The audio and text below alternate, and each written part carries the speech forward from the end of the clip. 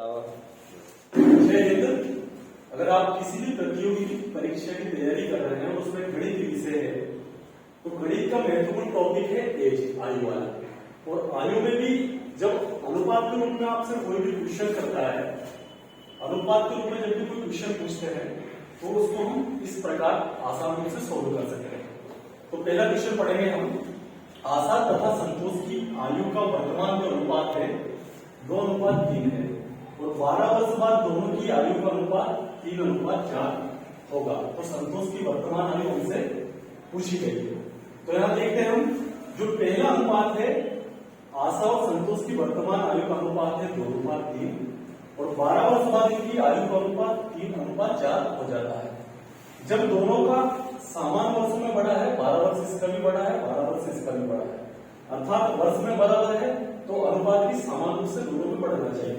इसके लिए हम चेक करते हैं। सबसे पहले देखते हैं वर्तमान आयु का रेशियो लिख दिया आपने, 12 वर्ष बाद की आयु का रेशियो लिख दिया।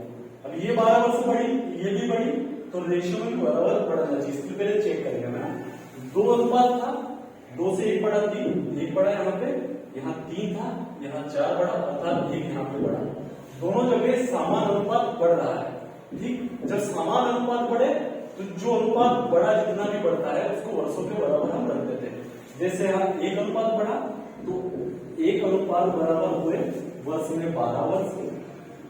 ठीक, यहां से हमें सीधा पता चल गया कि 1 अनुपात बराबर 12 है। तो हमसे जिसका भी पूछे, अगर हमसे आशा की वर्तमान आयु का पूछेगा, इसका 2 अनुपात है, तो आशा का हो जाएगा 2 × 12 बराबर 24 वर्ष। और यही पे हमें संतोष का पूछे, संतोष का पूछा गया है, तो संतोष का है वर्तमान रेशियो 3 है, तो इसकी हो जाएगी 12 × 36 वर्ष। ठीक, इसी प्रकार इसी चीज को दूसरे रूप में कभी पूछे, यहाँ तो हमारा रेशियो समान था, तो हम आसानी से इसको सोल्व कर सकते हैं।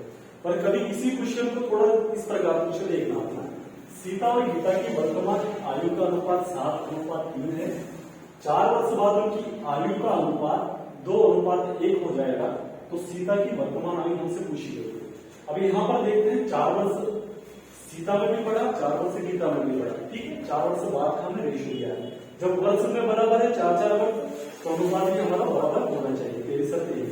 अब यहाँ चेक करते हैं, 7 से 2 5 का अंतर है, 3 से 2 का अंतर है, अर्थात अनुपात हमारा गलत है। इसके लिए हम सही करने के लिए सबसे पहले शर्त है अनुपात को सही करेंगे। इसके लिए जो इसका